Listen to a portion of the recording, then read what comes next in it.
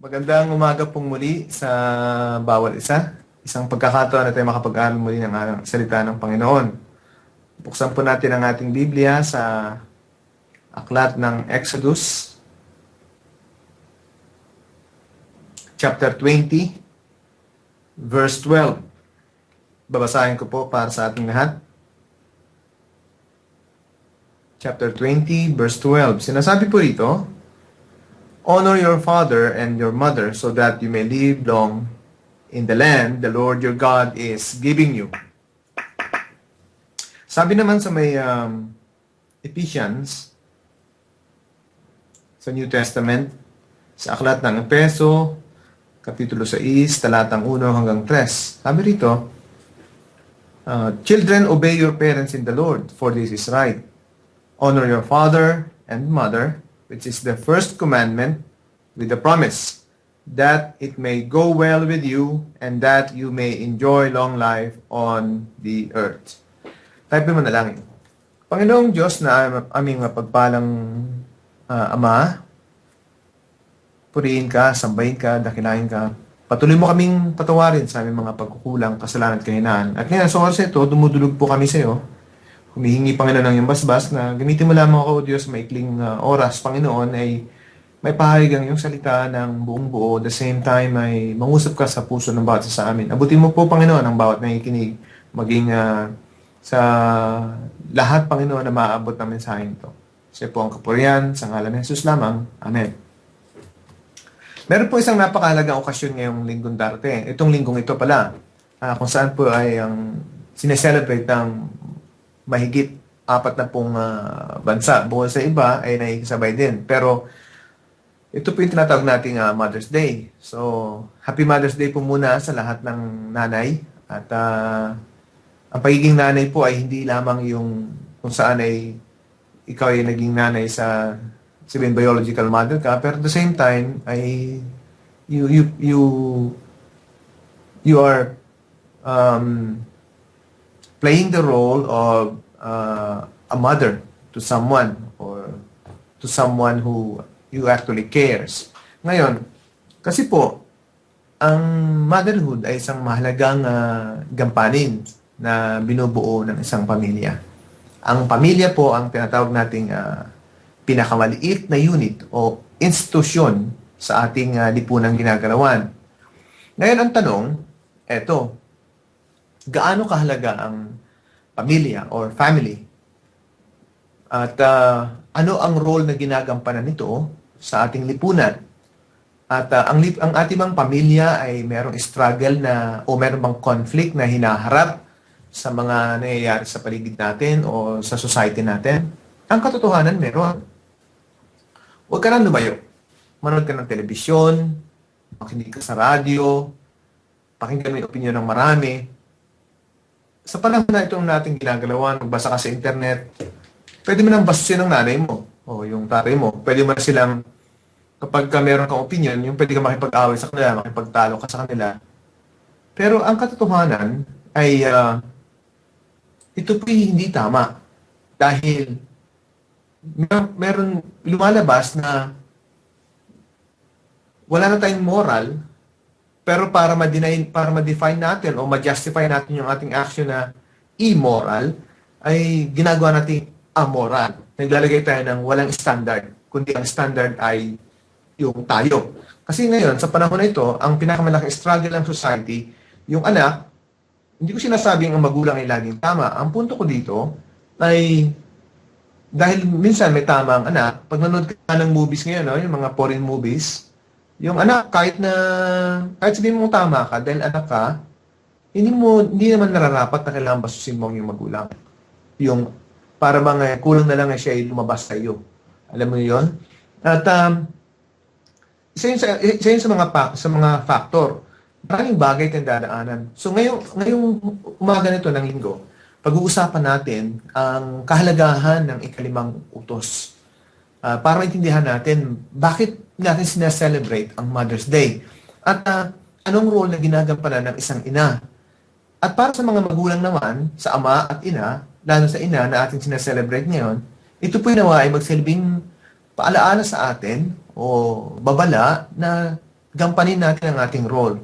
Pero alam niyo po, ang malaking factor kung bakit lumalala ang sitwasyon sa mundo na kinocompose ng family ay dahil sa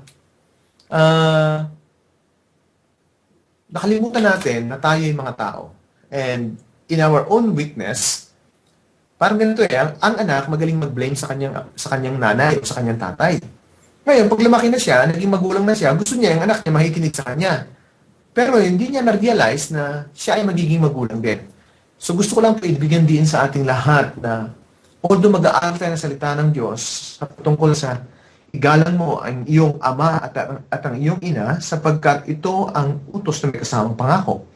At ang pangako ay mahabang buhay at pinagpala. Pero gusto ko lamang idiin sa ating lahat na meron tayong aral na matutunan dito.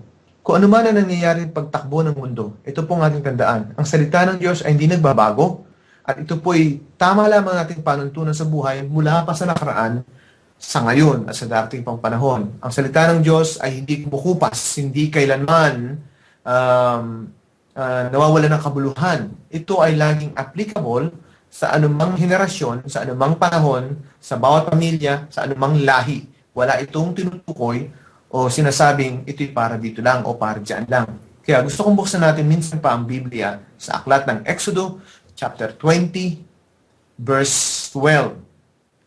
Ngayon, dito sa may verse na ito, mapapansin natin, may binibigyan din dito. Bubuksan ko sa Tagalog. Meron po tayong Tagalog na Biblia.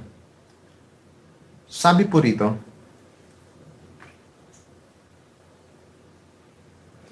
sa may Exodus chapter 20,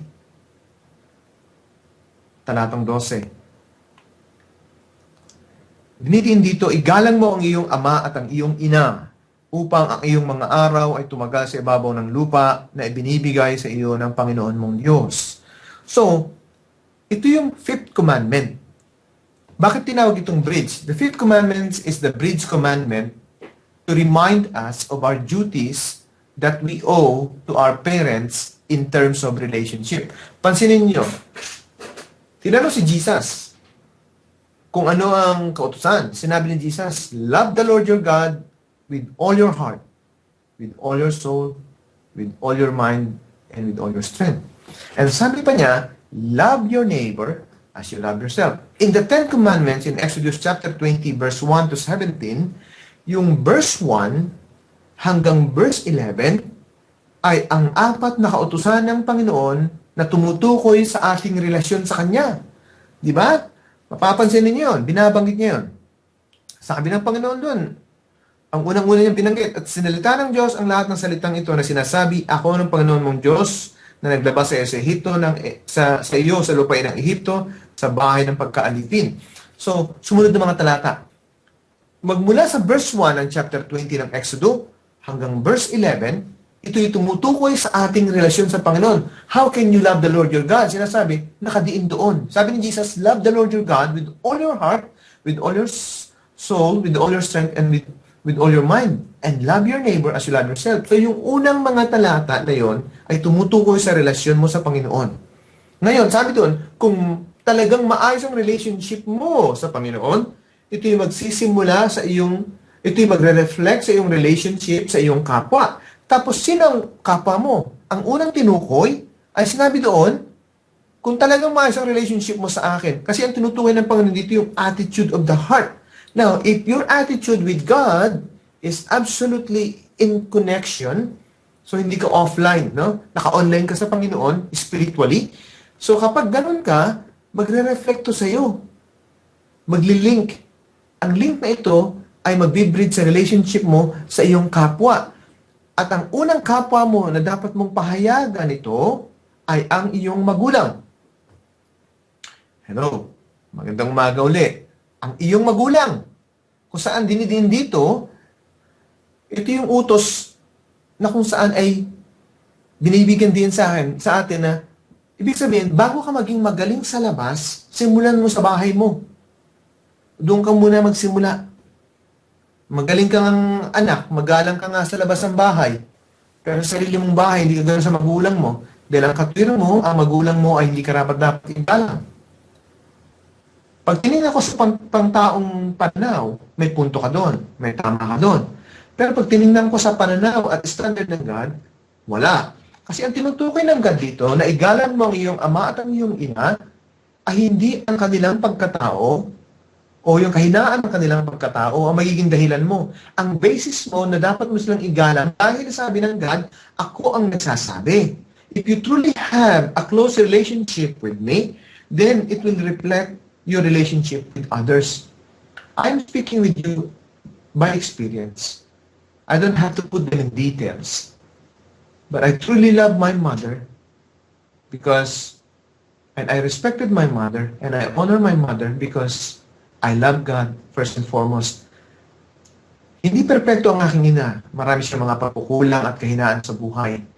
Pero pag tinitignan ko siya at nag-express ako ng love sa kanya, not because of her quality, not because of her qualities, but because of God's quality na aking naunawaan, intindihan at naranasan. At dahil dito, i-express ko sa aking magulang o sa aking ina, dahil wala na ang aking ama, i-express ko sa kanya yung love ng God. So I honor her because of God. Ang dinigin dito is, this is a command to respect their persons, to respect to their persons, a regard which must be manifested outwardly. Dapat maipakita natin ito sa panlabas. Una, dinidiin dyan, tandaan natin na, ito ang utos na kung saan igalan natin ang kanilang pagkatao na kung saan dapat maipakita natin sa panlabas. Pero bago tayo dumaho doon, alam niyo ba ang meaning ng isang meaning ng mother? Mother is, nakakatuwa yung meaning na ito is one person who does the work of 20 for free. Which, I've seen a lot of mothers doing that. You know, hindi sila bayad, pero ginagawa nila dahil nagmamahal sila. At itong tao na ito nagmamahal sa'yo, maaaring nagkulang, kinapos, nagkasala. Pero tandaan mo ito, someday, magiging nanay ka. Someday, magiging magulang ka. Pag dumating yung time na yon, anong klaseng gauge ang gagamitin mo? Yung gauge ba ng God? O yung gauge mo? Gusto ko itanong sa iyo yan ngayong umaga. Tandaan mo itong aral na ito. Ang utos na ito ay hindi galing sa iyong magulang. Ito ay galing sa Diyos. Kung talagang ikaw na nilikha ng Panginoon ay mayroong maayos na relationship sa Kanya, sinasabi mong, kinikilala ko ang Diyos bilang aking tanging Panginoon at sariling tagapagligtas sa katauhan ng pagka-Diyos ni Kristo, kung meron ka nun, dapat mag-reflect ito sa iyong relationship sa iyong magulang at ating babawan sa iyong ina. Ngayon, paano daw itong sinasabi? Dapat ipakita mo yung sinasabi sa Leviticus chapter 19, verse 3. Ano yun? Fear them. Ito ba talaga yung sinasabing matakot ka sa kanila? Hindi. Ito ay fear them. Una, this is a command to respect to their persons, a regard which must be manifested outwardly. Una, fear them. In Leviticus chapter 19, verse 3, matatakot ang bawat isa sa inyo sa kanyang ina at sa kanyang ama at ipangingilin ninyo ang aking mga sabat, ako ang Panginoon ninyong Diyos. Ang tinasawag dito na matatakot is magkaroon ng respeto. Yung matakot dito na tinutukoy is magkaroon ka ng respeto sa kanilang pagiging magulang. Because they are your parents. And sinasabi sa Ephesians 6, obey your parents in the Lord. In the Lord. Ginagawa mo ito dahil sa Panginoon. Dahil naranasan mo ang kanyang pag-ibig. At naranasan mo ang kanyang pag-ibig, alam niyo, mas masasabi mo may pag-ibig ka sa Panginoon kung ang iyong ina o ang iyong ama, ang iyong magulang ay nagkasala sa iyo, pero dahil naintindihan mo yung love ng God at na-express mo, ibig sabihin, you truly have a very close relationship with your Maker. You're not just a hypocrite or a legalist. Kasi kahit ano sabihin mong obedient ka sa law, pero hindi mo naman pinapakinggan at sinusunod ang kanyang kalooban at sinusunod ang utos ng Diyos, ibig sabihin, sinungaling ka. o sinungaling ako. Kasi yun ang katotohanan. Una, fear them. In Hebrews 12, verse 9, sinasabi doon,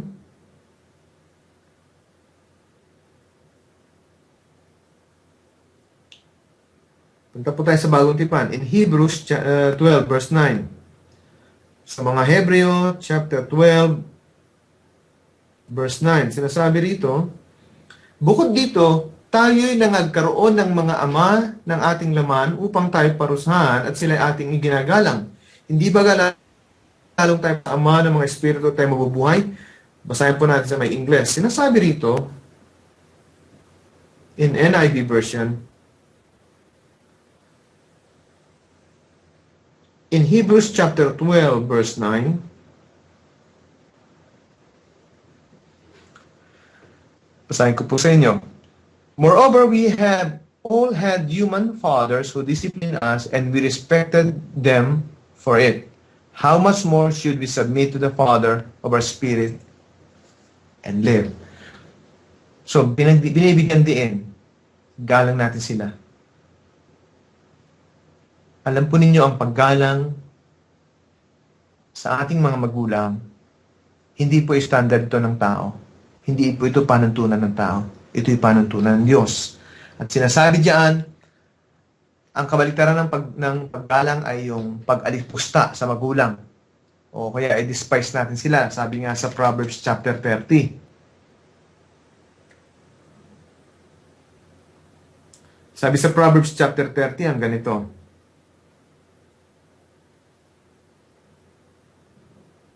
In verse 17.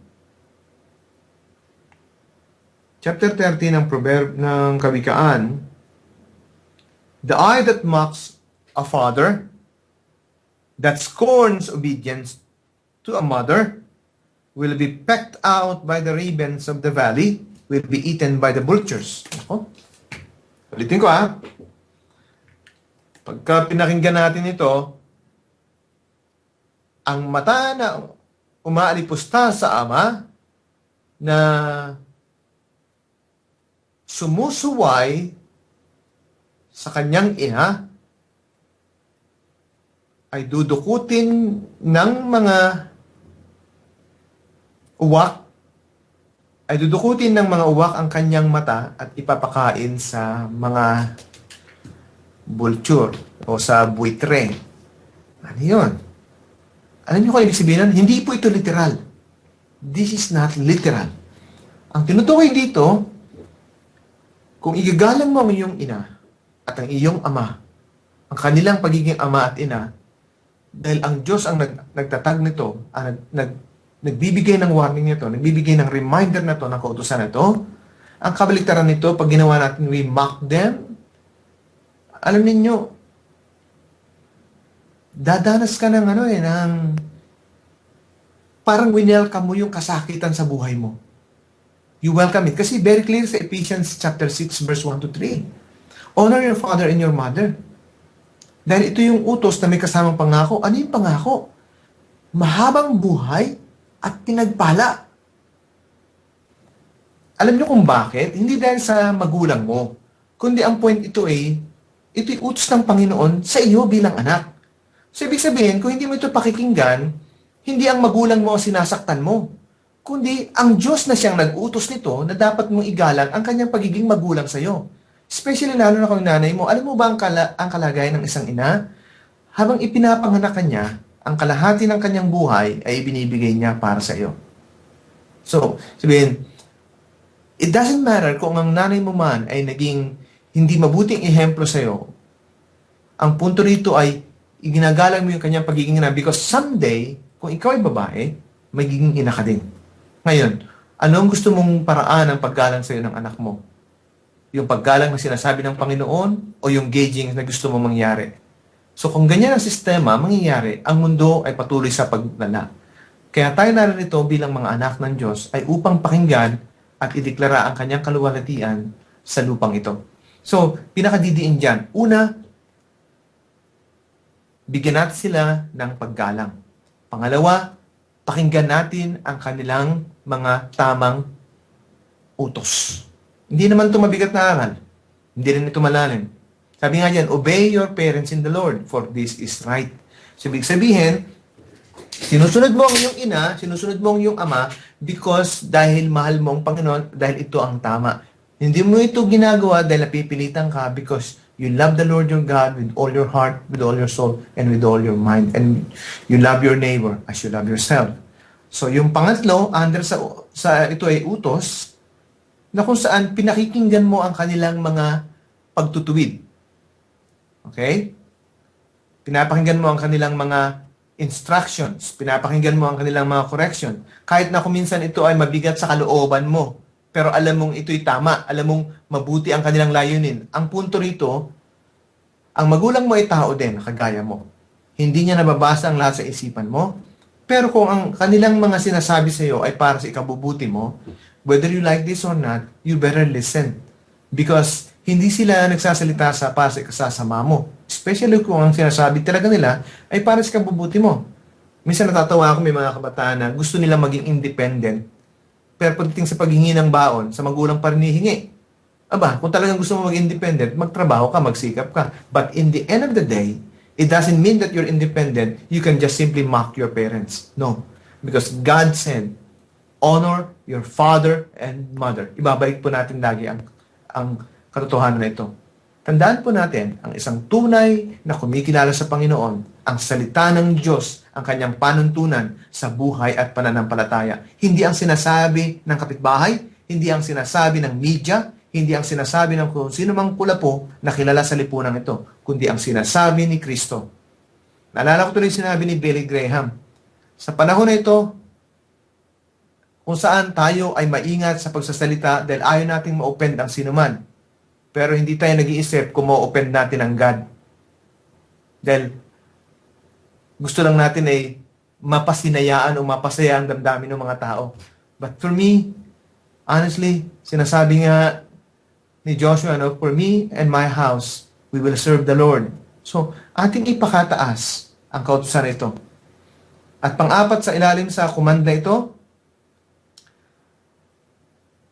pagka meron ka mga difficult na decision na gagawin, meron ka mga difficult decision na gagawin, hingin mo yung kanilang payo. Hingin mo yung kanilang opinion. Maaring wala kang nanay, wala ka ng tatay, but there's someone that you trust like your mother or like someone that you look as a parent figure sa buhay mo. So, at panglima, kung ikaw ay anak, nagkaroon ka na ng magandang kalagayan sa buhay, pagsikapan mo na ibigay naman din ang para sa kanila. Basahin natin sa may Mateo chapter 15 verse 4 to 6.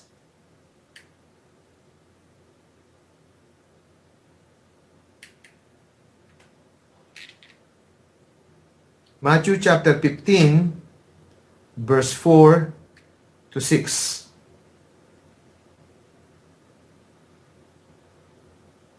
Dali po Matthew chapter 15, verse 4 hanggang 6. For God said, honor your father and mother, and anyone who curses his father or mother must be put to death. But you say that if a man says to his father or mother, whatever help you might otherwise have received from me is a gift devoted to God. He is not to honor his father. With it, thus you nullify the word of God for the sake of your tradition. Ito pa isang mabaganda nito. So, tandaan natin honor your father. The fifth commandment is a command to respect to their persons, a regard which must be manifested outwardly. Una, igalang natin sila. Pangalawa, pakinggan natin ang kanilang sundin natin ang kanilang mga tamang utos. Pangatlo, kung saan ay sumuko tayo o makinig tayo sa kanilang mga pagtutuwid, sa kanilang mga utos, maging sa kanilang mga pagbibigay sa atin ng panuntunan sa buhay. Pang-apat, hingin natin ang kanilang payo. Panlima, at higit sa lahat, kapag ang inyong nanay, ang inyong tatay, matanda na at hindi na nila kaya na magtrabaho para sa kanilang sarili, ikaw naman na anak, alam mo yun, hindi mo responsibilidad na masasabi na gawin ito o gawin yan, pero very clear sa Bible na dinidiin ni Paul na ang mga matatanda ay dapat bigyan ng pagpapahalaga. So kung ikaw ang anak, dapat, huwag mo nang iasa pa sa iba o sa kapatiran sa simbahan ang pag-aalaga sa iyong nanay at sa iyong tatay. So kung ikaw ay pinagpapala ng Diyos, huwag mo silang pagdadamutan. Tandaan po natin ito. Hindi na ako naniniwala sa curse. Wala na pong sumpa-sumpa sa panahon na ito. Pero ang totoo kasi, sabi ng God, ang God may sabi, honor your father and your mother. Di ba? Ito yung utos na may kasamang pangako. Ano yung pangako? Mahabang buhay at pinagpala. So, ibig sabihin, hindi ito curse. Ang point doon, kapag hindi mo sinunod itong utos ng Panginoon, ikaw nag-iimbita ng kasakitan sa buhay mo. At maaari pang maging mapait ang buhay na dinadaanan mo. Napakahalaga na igalang mo ang iyong ama't ina. Dahil darating ang panahon, kapag naging magulang ka, kung ano yung pamantayan na ginamit mo, yun din ang gagamitin sa iyo. Diyan ako naniniwala. Dahil sinasabi ng Biblia, you reap what you sow. Hindi po yung sinasabi ng mga Hinduismo o Budismo na karma. Iba po meaning nun. Pero ang tinutukoy po natin dito ay yung kung ano yung tinanim mo ay siyang mong aanihin. So, tandaan po natin to. Kung ang iyong ina ay may edad na, isipin po ninyo, kung di dahil sa iyong ina, wala ka sa kinalalagyan mo ngayon. Bad or good man ang dinaanan mo sa buhay. Perfecto man siya o hindi sa paningin mo. Hindi yun ang punto. To be honest with you, not because of... Ang isang taong lumalagos sa Panginoon, may pagkakilala sa Panginoon, nakatuon ang kanyang paningin sa hinaharap, hindi sa nakaraan. So, ibig sabihin, yung nakaraan kasi may mga pangit at magandang nangyari sa buhay mo. So, bahagi yun ng buhay mo. Now, kung titingnan mo, babalikan mo yon, may lesson ka matutunan doon. And it will make you stronger, a better person. Now, kung sa buhay mo may mga pangit at hindi magandang nangyari, but you look forward and you see God's love, in yung light ng God ang nakikita mo, honestly, to be honest with you, God will bless you more than you know. Hindi ka nagsumusunod sa Panginoon, hindi mo sinusunod ang utos niya dahil gusto mong pagpalain ka. Sinusunod mo siya kasi mahal mo siya. At ito ang isang utos ng Panginoon. Honor your father and your mother. Sapagkat ito ang utos na may kasamang pangako. Kaya din dito, pakinggan natin ito. Ito yung pangako na binibigay sa atin ng Panginoon. Mahabang buhay at pinagpala. At pangatlo, ulitin ko, remember this. This is God's commandment, not by your parents. So if you disobey, if you disrespect, if you dishonor your mother and your father, you dishonor, you disrespect, you disobey God, not them. Pakatandaan po natin, ang utos na ito ay sinasum up ni Jesus Christ sa sinasabi niyang, love the Lord your God with all your heart, with all your soul, with all your strength, and with all your mind. And love your neighbor as you love yourself. And you start within your family, to your parents, to your father, and to your mother. Nang sa gayon, ang isang tunay na anak ng Diyos ay magsisilbing ilaw at ang iyong tahanan ay magsisilbing halimbawa sa maliit na lipunang inyong kinapapalooban. Happy Mother's Day sa lahat. Tayo manalangin. Panginoong Diyos, aming mapagpala. Salamat po sa iyong napakahalaga na mensahe sa amin. Dahil kahit anong gawin namin pagsunod sa iyo, pero kung kami ay may mga resentment, ay hindi mo rin kami i-bless. Lord, sa mga lahat ng nakikinig, maging sa online, O God, Lord, I pray na sino mang anak na nakadanas ng kasakitan dahil sa imperfection ng kanyang magulang, turuan mo siya na matutong magpatawad at iparanas mo sa kanya, Panginoon, ang pag-ibig mo. Jesus, aming Diyos, tanging Panginoon at sarili ng kapagligtas, kumilos ka po at hipuin mo po ang puso ng bawat tao na ikinig sa mensaheng ito. Panginoon, pumasok ka po sa kanyang buhay, maranasan niya ang iyong pagkilos, ang Santong Espiritu ang maghari sa kanya. At nawa, Panginoon, punuin mo po ang aming puso ng pag-ibig. Pag-ibig na kung saan ay aming naranasan dahil ibinigay mo ang iyong bugtong na anak para sa aming mga kasalanan. Salamat po, Panginoon. Sinusuko namin ang aming buhay sa iyo, kinikilala ka namin. At ngayon kami nakakilala sa iyo, Panginoon, nais namin sundin ang iyong kalooban. Mamahalin namin, igagalang namin, susundin namin ang aming ama at ina dahil ito ay iyong utos. Lord God Almighty, we worship you, we honor you, we declare your glory, now and forever, in Jesus' name. Amen.